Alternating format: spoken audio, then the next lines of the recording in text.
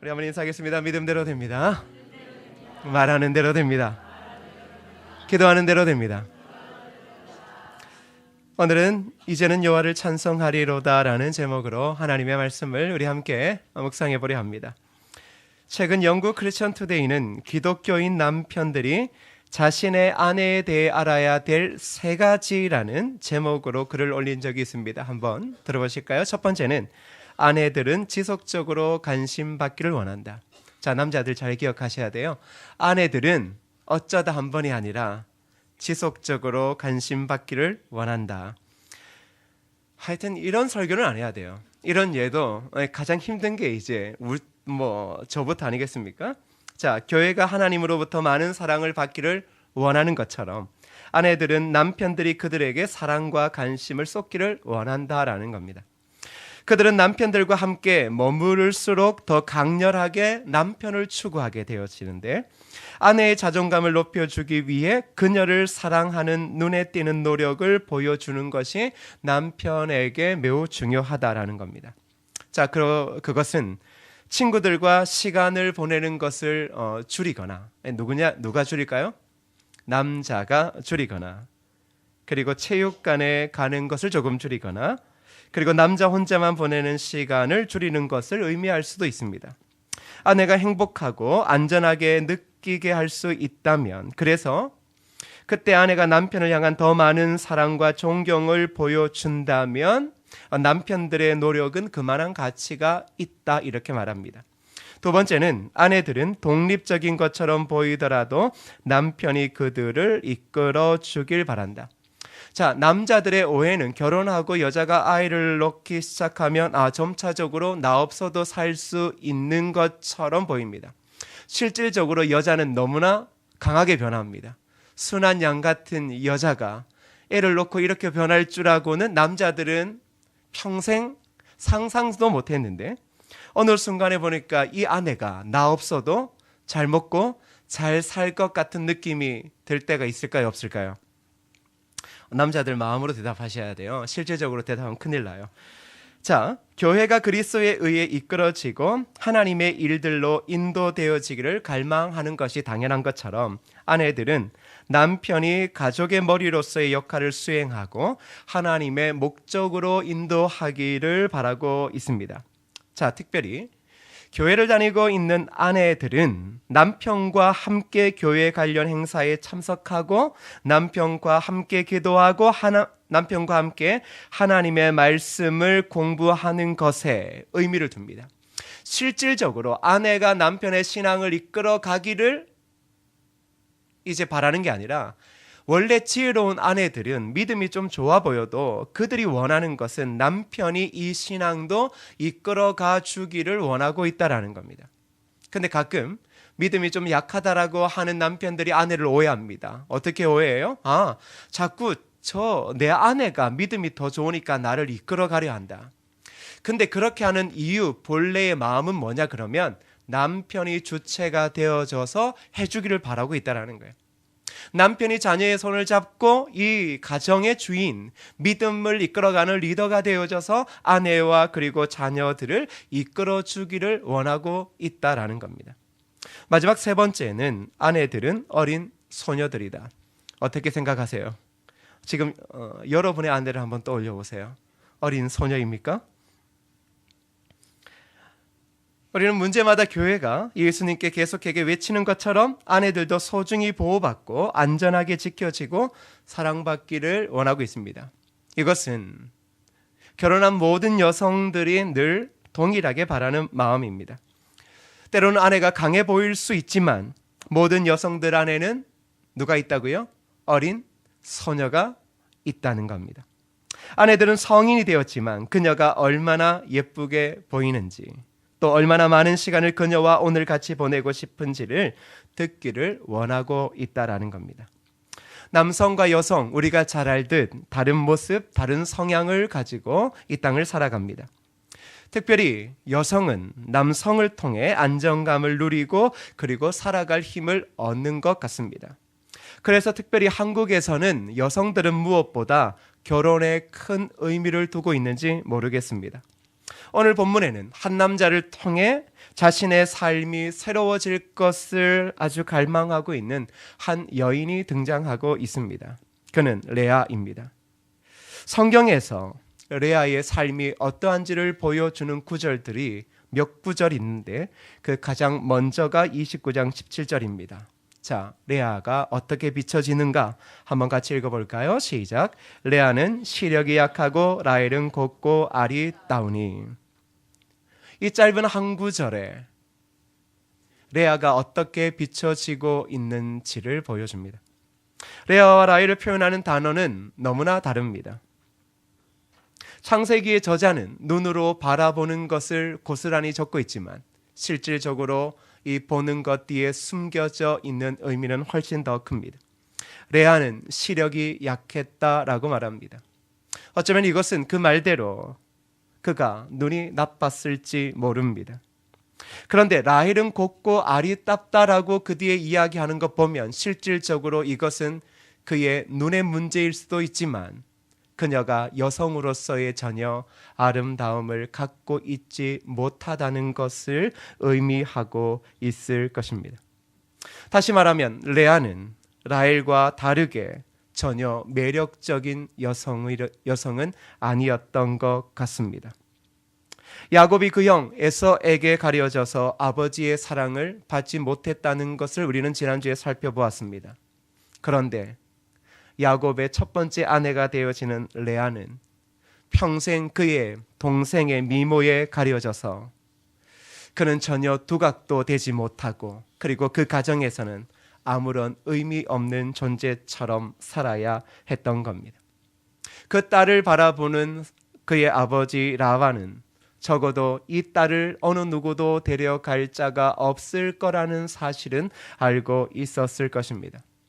당시 딸이라고 하는 존재는 그 집의 재산을 불리기 위해 매우 중요한 도구였던 것 같습니다. 솔직히 생명에 대한 존중보다는 이 딸을 잘 팔물 통하여서 그의 가정의 가난을 해결할 수도 있고 부를 축적할 수도 있었습니다. 그 얘가 누구였습니까? 라헬이었습니다. 라헬을 얻기 위하여 야곱은 7년의 품삯을 제공합니다.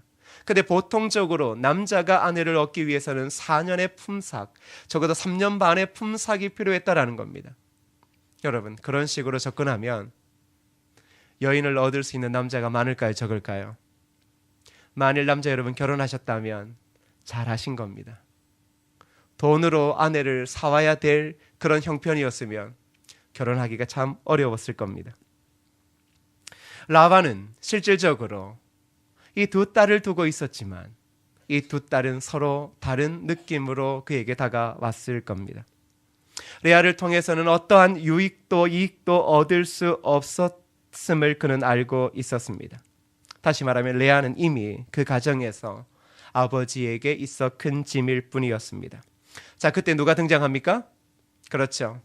늘 사람이 죽으라는 법은 없는 것 같습니다. 어떻게 할까라고 할 때 그때 야곱이 기가 막히게 등장합니다.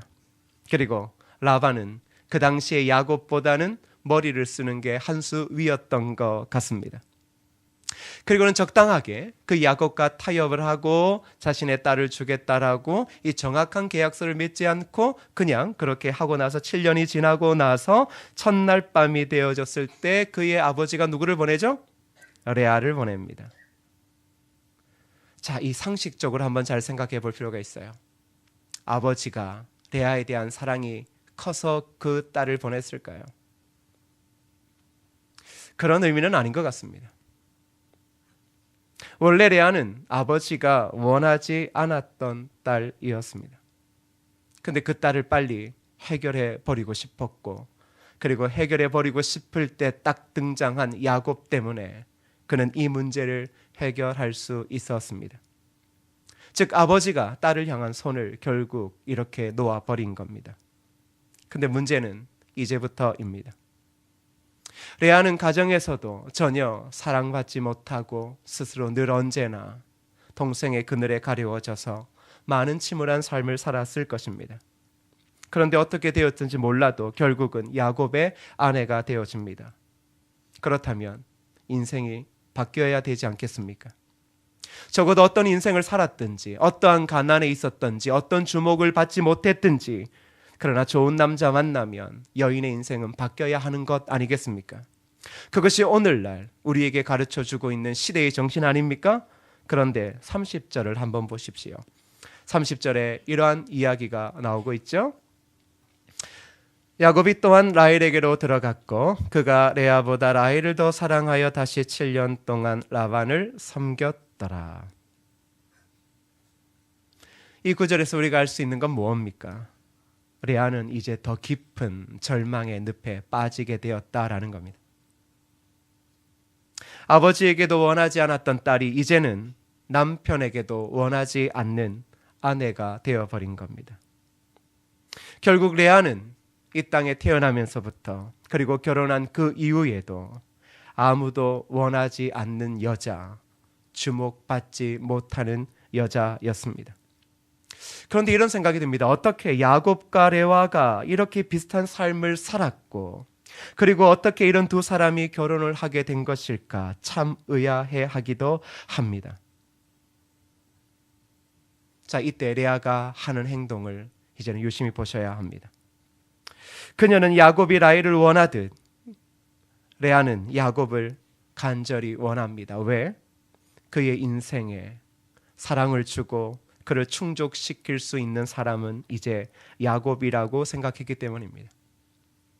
야곱은 라헬에게 그의 모든 생명을 걸었다면 이제 아무도 주목받지 못했던 레아는 야곱의 사랑을 얻는 데 그의 삶을 투자하게 되어집니다. 그리고 그의 삶의 이야기를 성경은 다음과 같이 자녀를 놓게 되는 것으로 통해서 기록하고 있는데 32절에서 34절을 한번 우리 한 절씩 읽어볼까요? 시작. 레아가 임신하여 아들을 낳고 그 이름을 르우벤이라 하여 이르되 여호와께서 나의 괴로움을 돌보셨으니 이제는 내 남편이 나를 사랑하리로다 하였더라. 그가 다시 임신하여 아들을 낳고 이르되 여호와께서 내가 사랑받지 못함을 들으셨으므로 내게 이 아들도 주셨다 하고 그의 이름을 시므온이라 하였으며 그가 또 임신하여 아들을 낳고 이르되 내가 그에게 새 아들을 낳았으니 내 남편이 지금부터 나와 연합하리로다 하고 그의 이름을 레위라 하였으며. 이 세 절에 나타난 이야기는 아들을 낳고 그리고 하나님께서 자신의 괴로움을 돌보셨다, 이런 내용입니다. 레아는 아이를 낳았습니다. 그리고 그는 아이를 놓으며 이러한 기대가 있었습니다. 내 남편이 나를 사랑할 것이다. 여러분, 이 말의 진위가 무엇인지 혹아시겠습니까?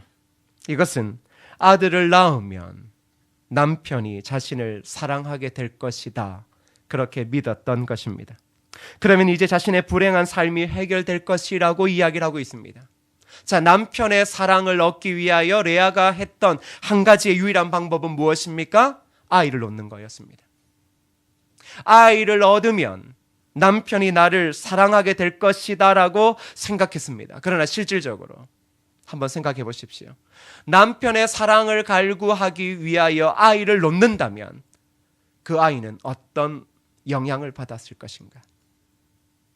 실질적으로 우리가 누군가의 사랑을 갈망하기 위해서 하는 행동들은 더 큰 문제를 만들 수 있다는 사실을 기억해야 합니다.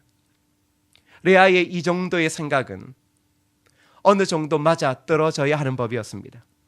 그런데 아이를 하나 놓아도 둘 놓아도 셋 놓아도 레아의 생각은 전혀 빗나갑니다. 오히려 아이를 가지면 가질수록 그리고 그 아이를 바라보면 바라볼수록 그는 지옥 같은 외로움 속에 더 깊이 빠져들어갔습니다. 아무리 자신의 사랑하는 아들을 낳아도, 야곱의 핏줄인 아들을 낳아도 그의 유일한 희망과 구세주였던 야곱은 라헬의 품에 늘 안겨 있었고 라헬만을 바라보았습니다. 그 모습을 볼 때 어린 아들을 안고 젖먹이는 그 레아의 모습에서 그 레아가 그 속에서 그런 야곱을 바라볼 때 그의 마음은 완전히 무너져 내리지 않았겠습니까? 우리나라의 많은 여성들 중에서 레아와 같은 삶을 살아갔던 분들이 많습니다. 또한 지금도 결혼을 통해 자신의 인생이 새로워질 것을 꿈꾸는 사람들이 있는 것 같습니다. 좋은 남자 만나면, 완벽한 남자 만나면 내가 부모에게 사랑받지 못하고 인정받지 못했던 것을 이 남편을 통해 나는 완전히 회복할 수 있을 것이다. 내 인생은 달라질 것이다. 그렇게 믿고 있는 여인들이 많은 것 같습니다. 그래서 옛날 우리의 어머니들은 남편들이 적어도 바람을 피울 때 어떤 생각을 가졌습니까? 레아와 같은 생각을 가졌습니다. 아이를 놓으면 돌아오겠지. 근데 남자들은 나쁜 게 맞습니다. 지 핏줄 애들, 죄송합니다. 지 핏줄이라니. 자기의 핏줄 열을 낳아도 돌아오지 않습니다. 다른 라헬과 같은 품에 안겨져 있는 것이죠. 여인들의 기대와 달리 남편들은 결혼을 하게 되어지면 훨씬 더 다른 것에 집중합니다. 그 첫 번째가 직장이겠죠. 그리고 두 번째는 자신이 하는 일. 그러다가 또 다른 여인들을 사랑하기도 합니다. 그때 아내들은 남편의 마음을 돌리기 위해 부단히 노력합니다. 그 옛날 젊었을 때처럼 자신의 외모를 치장하기도 하고, 그리고 겸손하게 고개를 숙이며 남편을 대접하기도 합니다. 그러면 돌아올 거라고 생각했습니다. 이 정도의 헌신이면 남편이 마음을 돌릴 거라 생각했습니다. 그것도 안 되면 아이를 가지면 이제 남편이 가정에 충실할 거라 생각했습니다. 그러나 레아처럼 아이를 가지면 남편이 가정과 자신을 더 소중하게 여기고 생각했던 것이 아니라 오히려 그 남편은 아무렇지도 않게 원래 자기가 하고자 하는 것에만 열정을 가지고 살아가더라는 겁니다. 그래서 대부분의 한국의 엄마들은 집에서 어린아이를 품에 안고 젖을 먹이며 그렇게 울었습니다. 자신의 삶의 모든 원망을 그 핏덩어리 어린아이의 귀에 대고 눈물을 흘리며 자신의 살아왔던 삶, 지금도 남편에게 인정받지 못했던 그 삶을 어린 자녀를 품에 안고 울며 그렇게 가슴에 이야기를 했던 겁니다. 레아의 삶이란 그렇습니다. 자녀를 낳을 때마다 그 괴로움은 더 커졌고, 그리고 그의 삶은 더 깊은 절망으로 빠졌습니다. 더 이상 그의 삶에는 희망이 보이지 않습니다. 오늘 저와 여러분도 그렇지 않습니까? 무엇을 통해 주목받으려 하고 무엇을 통해 지금의 인생에 큰 변화를 만들어내보려 하십니까? 우리는 아무것도 가지지 않고 재물도 없고 명예도 없고 권력도 없으면 인정받지 못한다 생각합니다. 그래서 내가 교회에서도 인정받지 못하는 것 아닌가라고 하는 자괴감에 빠집니다. 그리고 어느 날은 진짜 믿습니다. 아, 목사님은 없는 사람들은 대우하시지 않는구나. 그래서 이런 생각 가집니다. 내 삶의 야곱과 같은 큰 전환점이 필요해. 이것만 해결되어지면 나는 모두에게 인정받고, 아내에게 인정받고, 자녀에게 인정받고, 성도에게 인정받고, 목사에게 인정받을 거야. 그런데 실질적으로 그것을 이루었다고 해서 누가 인정해주지 않더라는 것이죠. 오히려 그것을 가지면 가질수록 더 깊은 괴로움에 빠집니다. 근데 놀라운 것은 야곱보다 레아가 훨씬 더 빠르게 영적인 변화를 경험하게 되더라는 겁니다. 소망 없고 사랑받지 못한 그런 사람들이 어떻게 하나님의 은혜, 영적인 변화를 통하여 새로워질까요? 35절의 말씀을 한번 읽어보도록 하겠습니다. 읽어볼까요? 시작. 그가 또 임신하여 아들을 낳고 이르되 내가 이제는 여호와를 찬송하리로다 하고 이로 말미암아 그가 그의 이름을 유다라 하였고 그의 출산이 멈추었더라. 레아의 삶의 돌파구는 전혀 보이지 않는 듯 했습니다. 그러다 출산의 세월이 모든 흐른 후에야 찾아옵니다. 자, 그런데 이 구절은 조금 전에 우리가 읽었던 세 구절과는 너무나 다른 표현입니다. 괴로움, 슬픔, 하나님이 나를 잊어버렸다, 이런 이야기들은 없습니다. 남편에 대한 기대를 원했던 것은 전혀 나타나지 아니하고 그저 임신하여 아들을 낳고 이르되 내가 이제는 여호와를 찬송하리로다, 이렇게 말합니다. 적어도 우리는 이것을 통해서 무엇을 알 수 있습니까? 아, 하나님께서 그녀의 삶에 무엇인가 은혜라고 하는 것을 해주셨다라는 겁니다. 더불어 그것이 무엇인지는 모르겠지만 실질적으로 레아는 이제 자기 인생의 삶의 희망을 남편과 자녀에게서 오직 여호와께 두게 되었다라는 겁니다. 무엇을 통해서요? 하나님이 어떠한 은혜를 주셨길래 이제는 남편의 사랑을 기대하지 않고 자녀의 사랑을 기대하지 않고 여호와를 찬송하겠다라고 하는 그 고백은 어떤 은혜 때문에 있게 되어졌을까요? 이 본문을 기록하고 있는 창세기의 저자는 이 본문을 기록하면서 정말로 기뻤을 것 같습니다. 왜? 숨겨진 비밀을 그는 알고 있었기 때문입니다. 아무에게도 인정받지 못했던 레아, 남편의 사랑을 그렇게 갈망하지만 자녀를 둘 셋 놓아도 해결되지 않는 어려움 속에 있는 레아, 어떻게 그가 온전한 그리스도인으로서 영적인 성장을 이룰 수 있었을까요? 창세기의 저자는 그것을 그의 아들의 이름을 통해서 알려주고 있습니다. 한번 잘 보시면 이렇게 말하죠. 내가 이제는 여호와를 찬송하리로다 하고 이로 말미암아 그가 그의 이름을 유다라 하였고 그의 출산이 멈추었더라. 저와 여러분들이 어느 정도 짐작하는 게 무엇입니까? 유다를 통해 오시는 메시아입니다. 하나님은 아무에게도 사랑받지 못하는 여자를 찾아오셔서 그녀를 예수님이 나실 계보의 조상으로 지금 삼아주시는 겁니다. 한번 보세요. 그는 평생 동안 아버지에게 버림바와도 같은 딸이었습니다. 아버지는 어떻게라도 그를 누구인가에도 팔아 넘기려고 늘 생각했습니다. 그는 아름다운 동생의 미모에 가리워져 어느 누구의 눈길조차 받지 못했던 아이입니다. 그런데 하나님께서 그에게 어떤 은혜를 베풀어 주십니까? 바로 그녀를 통하여 예수님이 나오게 하신다라는 겁니다. 세상의 구원이 임하는 통로는 우리는 아리따운 라헬이라고 생각합니다. 라헬과 같이 되어져야지 하나님의 축복을 받을 거다. 그렇지? 라헬처럼 보기에도 좋고 무엇인가 사람에게 인정을 받아야 정말로 하나님의 인정을 받지 않을까라고 생각합니다. 그러나 성경은 그렇게 말하지 않습니다. 아무리 너희가 라헬처럼 사람에게 인정받고 주목받고 사랑을 받는다 할지라도 하나님이 그러한 자를 쓴다 이렇게 말하지 않습니다. 그럴 것 같았으면 라헬을 통하여 하나님의 은혜가 더 크게 임했어야죠. 그렇다면 레아를 통해 이 땅에 오신 예수 그리스도는 어떤 모습이었을까요? 한번 생각해 보세요. 레아를 통해 이 땅에 오신 예수 그리스도는 레아와 똑같은 모습이었습니다. 바로 레아처럼 그분은 어느 누구의 주목도 받지 못했습니다. 자기 땅에 오셨으나 자기 백성이 영접하지 않았다라고 기록합니다. 그리고 모두가 그분을 버렸다 이렇게 말하고 있습니다. 왜 주님께서 레아의 후손이 되었어야 할까? 그것은 바로 레아와 같은 우리를 구원하시기 위하여 친히 우리와 동일한 모습을 입고 이 땅에 오셨기 때문입니다. 레아의 후손이 되신 이유는 딱 한 가지입니다. 바로 저와 여러분을 위해서입니다.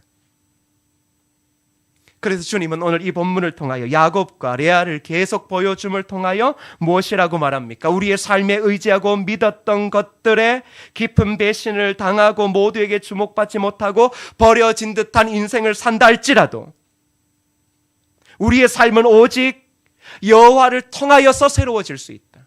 여호와를 통하여서만이 우리의 생명을 얻을 수 있다라고 이야기를 하고 있습니다. 레아가 이제는 여호와를 찬송하리라고 했던 것은 그는 그 속에 하나님의 위로를 받았기 때문입니다. 다시 말하면 하나님은 레아를 향해 이렇게 말했을 겁니다. 야곱이 너의 진짜 신랑이 아니라 내가 너의 참 신랑이다. 사랑하는 여러분, 가끔 여러분의 생명을 사람에게 의지하고 있지 않습니까? 야곱처럼 자신의 생명을 라헬에게 기대고 있고 레아처럼 야곱에게 자신의 삶의 의미를 기대고 그 삶의 의미를 찾으려고 하고 있지 않습니까? 성경이 이야기하는 것은 그런 인간의 노력은 철저하게 깨어진다. 그런 인간의 노력은 끊임없이 시도되지만 그 모든 시도와 결과 속에는 좌절과 절망만 깊어질 것이다. 그리고 우리가 믿고 기대했고 우리에게 구세주가 될 것 같았던 그 사람은 늘 언제나 우리에게 구세주가 아니라 좌절을 안겨다 줄 것이다. 그렇다면 성경이 말하는 바가 무엇입니까? 그건 우리가 더 사랑하고 의지해야 할 것은 우리 주님이라는 사실입니다. 우리 마음의 모든 갈망을 이루어 줄 분은 여러분의 남편, 아내, 자녀도 아니라 우리 하나님이시라는 사실입니다. 다시 말하면 여러분은 여러분의 남편을 하나님처럼 믿고 있기 때문입니다.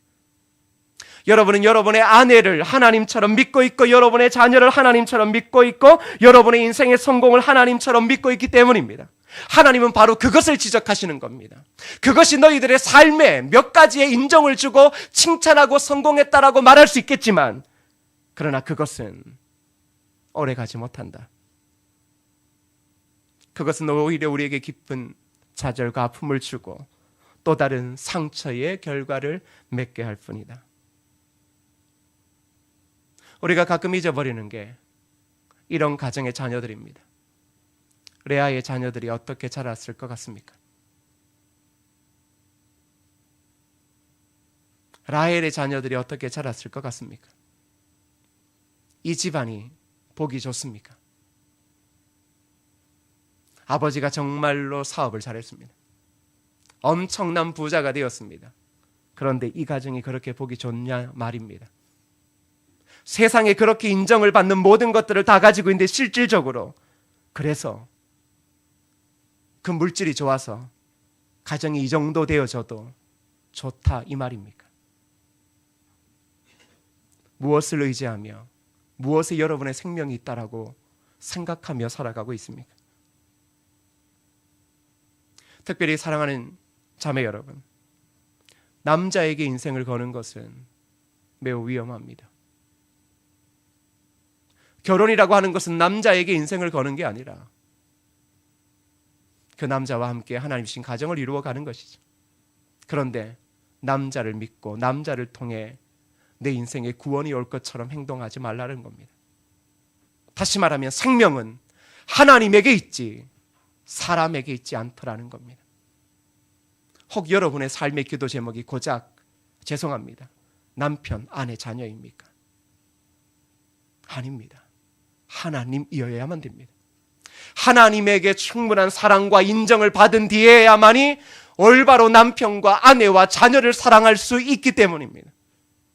지금 여러분들이 생명을 그곳에 두고 있다면, 레아처럼 야곱에게 두고 야곱처럼 라헬에게 두고 있다면 그 사실, 그 모든 상황을 지금 멈추셔야 합니다.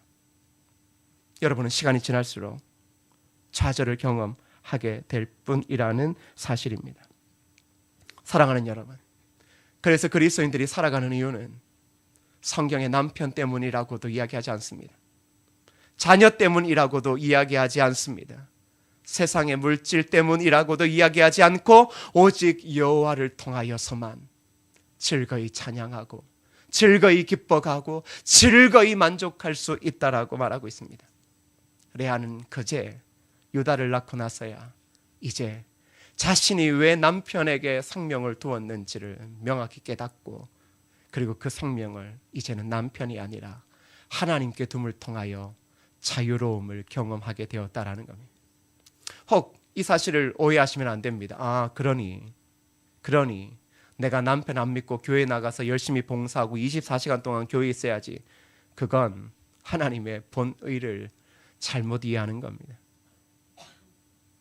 남편 버리고 교회 오는 것이, 그것이 하나님 보시기에 합당한 것이 아닙니다. 그런 얘기하는 것 아니겠죠. 사랑하는 여러분, 무엇을 통하여 인정받으려고 하나님처럼 붙잡고 있습니까? 남편요? 남편의 성공요? 아니면 자녀들이 잘됨을 통하여 남편이 지금 해주지 못하는 이 만족을 자녀를 통해 얻으려고 그렇게 하고 있습니까? 제발 그 여러분의 생명을 그곳에 걸지 말라고 성경은 말합니다. 오직 우리가 이 모든 곳에서 우리의 자녀와 이 땅의 성공과 모든 사람들의 관계에서 자유로워질 수 있는 유일한 길은 오직 하나님에게만 있다는 사실입니다.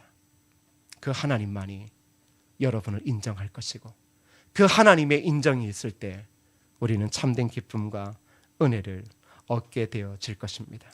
저와 여러분이 주어진 곳에서 내가 이제는 여호와를 찬송하리로다라고 하는 고백을 통하여 하나님을 통해 참된 생명을 얻고 참된 즐거움과 기쁨을 누리는 거룩한 하나님의 백성 되어지기를 주님의 이름으로 축복합니다.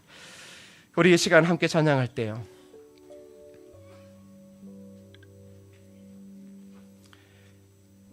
우리를 가장 잘 아시는 분은 하나님 아니시겠습니까? 우리는 하나님의 은혜로 살아가는 자들입니다. 사람의 은혜가 아닙니다. 여러분이 붙잡고 있는 그것이 주는 은혜가 아니라는 거죠. 하나님 없으면 순간 잘 되어져 보이고 이 문제가 해결되어지는 것 같아도 더 깊은 절망에 빠지게 됩니다. 그런 가정 보셨잖아요. 부부가 엄청나게 싸우고 폭력이 있는데 아내가 이제 아이를 놓으면 폭력이 멈추겠지. 아니죠. 그런데 그곳에 자라나간 아이는 어떻겠습니까? 자녀의 생명까지도 잃지 않겠습니까? 그런 속에서 우리가 어떻게 자유함을 얻을 수 있겠습니까? 어떻게 그 문제를 해결하실 수 있겠어요? 하나님 아니고서는 없다는 거죠. 우리는 아무리 잘 만들고 아무리 명분을 잘 쌓고 잘 계획하고 아프지 않게 하려고 해도 나중 되어지면 또 다른 상처를 놓게 되는 게 우리입니다. 하나님요, 우리가 그렇게 쉽게 말하고 쉽게 잃어버리는 하나님만이 저와 여러분의 이 빈 공허함을 채울 수 있는 유일한 길입니다. 하나님 말고 다른 것을 바라보고 집중하고 그것을 통해 인정받고 그것을 통해 내가 하나님의 꿈을 이룬다라고 하는 그 망각조차도 내려놓으셔야 합니다. 하나님은 당신이 무엇을 하고 무엇을 이루는 것에 관심을 가지는 게 아니라 그 모든 것보다 하나님을 바라보며 하나님으로 인해 기뻐하고 하나님으로 통하여 이 땅의 모든 인정과 사랑을 극복하는 당신을 진짜 바라보시기를 원하고 있다는 거죠. 하나님의 은혜 아니면 살아갈 수 없습니다. 그렇지 않습니까? 이 시간 이 찬양 부르면서 제가 그 하나님의 은혜로 그 은혜로 만족하며 살아가는 거룩한 백성 되어지겠습니다. 그런 마음으로 함께 고백해 볼까요? 나를 지으신 이가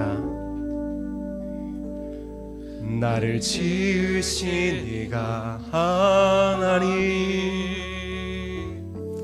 나를 부르신 이가 하나님, 나를 보내신 이도 하나님,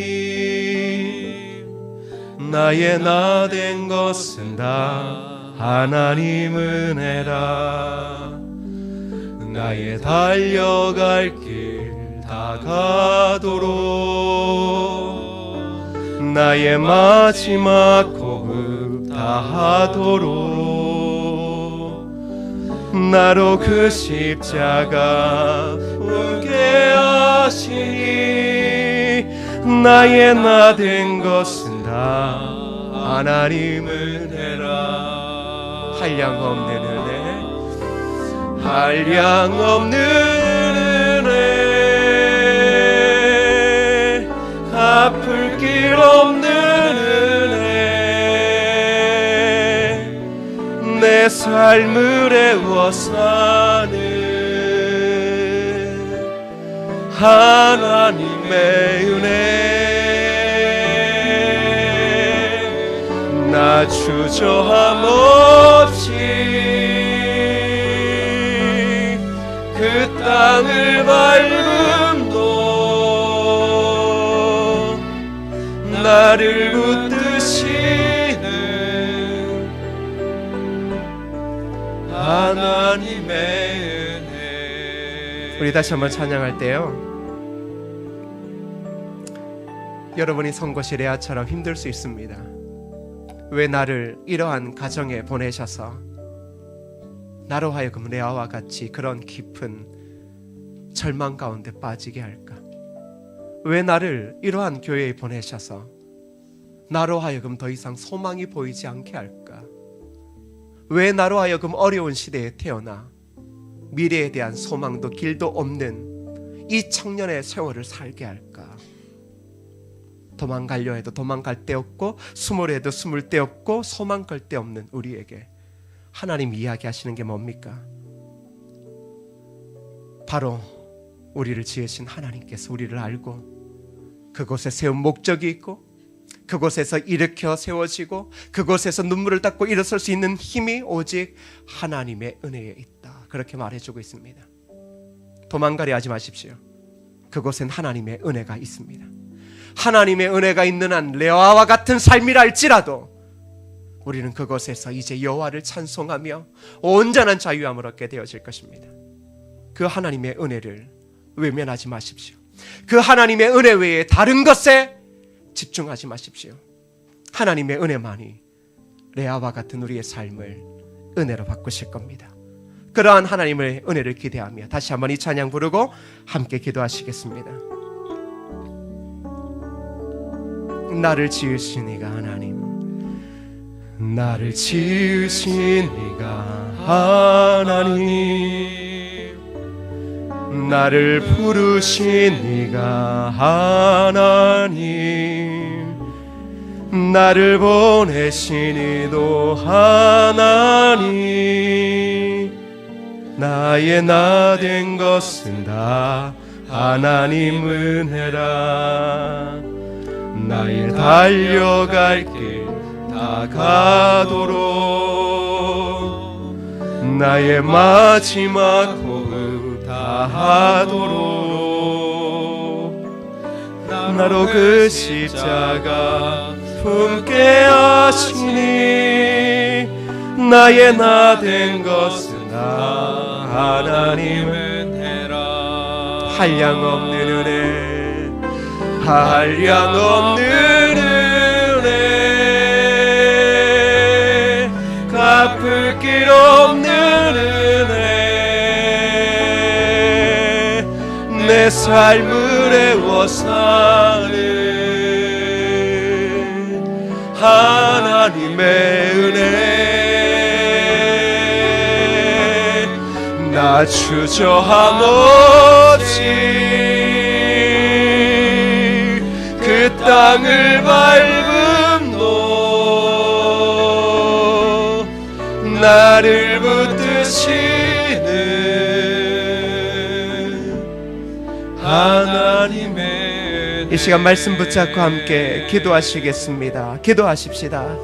아버지 하나님, 우리의 삶의 소망이 보이지 않아 우리의 삶에 무엇인가 새로운 변화를 위하여 사람을 의지하고 사람에게 생명을 구걸하고 이 땅의 성공에 내 인생을 걸고 있다면, 오늘 하나님께서 우리에게 보여주신 대로 오직 하나님만이 우리의 유일한 생명이시고, 하나님만이 우리의 유일한 남편이시고, 하나님만이 우리의 유일한 만족과 기쁨이 되심을 바라보며 달려가게 하여 주옵소서. 아버지 하나님이여, 소망을 사람에게 두지 말게 하시고 소망을 이 땅의 것에 두지 말게 하여 주시고, 오직 하나님의 둠을 통하여 우리가 모든 주어진 삶의 자리에서 자유함을 누리며 하나님의 그 사랑을 깊이 받음을 통하여 주어진 모든 것에 오히려 사랑을 베품을 통하여서 하나님의 영광과 그리스도의 생명을 전할 수 있는 거룩한 하나님의 자녀 되어지게 하여 주옵소서. 하나님 말고 다른 것을 신삼아 살아가고 있는 우리, 때로는 그 신이 남편과 아내, 자녀가 될 수 있고, 때로는 그 신이 삶의 성공이 될 수도 있고, 때로는 그 신이 우리의 건강이 될 수도 있는 그 상황 속에서 하나님께서 늘 우리에게 보여주시는 것은, 그것은 혹 순간의 작은 만족이 될 수 있지만 영원한 만족이 되지 못하고 생명이 되지 못함을 야곱과 레아를 통해 명확히 보여주는 은혜를 발견합니다. 하나님 외에 마음을 두는 것에서 자유함을 얻게 하여 주옵소서. 끊임없이 이 삶에 작은 문제, 경제적인 어려움만 해결되어지면 모든 것이 해결되어질 것이라고 믿는 그 어리석은 우리의 우상을 깨워주시고, 오직 하나님만이 내 삶의 유일한 만족, 기쁨이 되심을 통하여 그 은혜로만 살아가는 거룩한 백성 되어지게 하여 주옵소서. 예수님의 이름으로 기도드립니다. 아멘. 다 같이